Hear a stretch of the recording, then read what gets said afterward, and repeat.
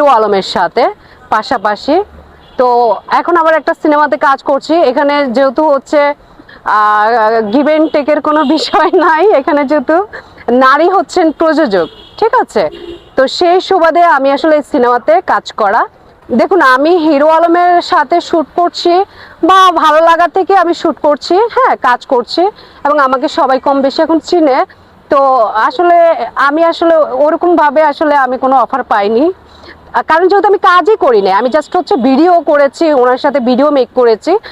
ওনার সাথে আমি কোনো হিরো আলমের সাথে কোনো মিউজিক ভিডিওর কাজ বা আপনি বলেন কোনো সিনেমার কাজ, এরকম কোনো কাজ করি নাই। হয়তো ওরকম কোনো কাজ করলে আমাকে সেখানে হয়তো গিভ অ্যান্ড টেকের অফার দিতেই পারে বা পারতো, কিন্তু আমি যেহেতু এইসব কাজ করিনি সেই সুবাদে এখন অবধি আমি আসলে গিভ অ্যান্ড টেকের কোনো অফার পাইনি। এখন সত্য ঘটনা যেটা কিছু না কিছু রটে, কিছু না কিছু বটে। তো সেটা হচ্ছে আপনারা হয়তো সামনে কিছু দেখতে পাবেন, সত্য যেটা সেটা উন্মোচন একদিন না একদিন হবে। তো আসলে সাথী আপুর ক্ষেত্রে সে একটা মেয়ে মানুষ, সে একবার বলে তাকে বিয়ে করেছে, তার পেটে বাচ্চা দিছে হিরো আলম, আবার বলে বাচ্চা পেটে দেয় নাই, এগুলো সব মিথ্যে বানোয়াট। আবার লাইভে এসে কান্নাকাটি করে, মানে একবার এক এক রকমের কথা বলে।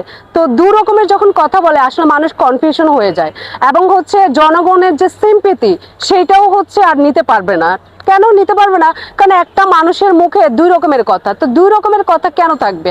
আমার কথা হচ্ছে যদি হিরো আলমের বাচ্চা পেটে থাকে এটা খোলাসা করুক, হিরো আলম বিয়ে করেছে এটা পাবলিশ করুক। বিয়ে করা তো খারাপ জিনিস না, বা হচ্ছে বিয়ে করার পরে পেটে বাচ্চা নেওয়া সেটাও তো খারাপ জিনিস না, এটা ভালো জিনিস। এই জিনিসগুলো হাইড করা, হাইডেন্সি খেলা, এই জিনিসটা আসলে নোংরামো ছাড়া আর কিছুই না। আমি তো বললামই যে আগে যদি আমার সাথে হিরো আলমের বিয়ে হতো আমি এটা পাবলিশ করতাম, ঢোল বাজায় আমি হচ্ছে এটা জনগণকে জানাতাম, এবং হিরো আলমের বাচ্চা যদি আমার পেটেও থাকতো সেটাও আমি খোলাসা করতাম যে আমার পেটে হিরো আলমের বাচ্চা আছে। কিন্তু এগুলো আমি হাইড করব কেন? এগুলো তো মানে আমি পছন্দ করি না। আর এরকম যদি হয়ে থাকে আপনি বলেন, কিন্তু আপনি একবার এক এক কথা বলছেন সাথী আপু, এতে কি হয়? আমাদের নারীদের সম্মান নষ্ট হয়, এবং আমাদের নারীরা কখনো একটা যদি হচ্ছে মানুষের কাছে বা জনগণের কাছে এটার বিচার চায়, সে বিচারটাও পাবে না।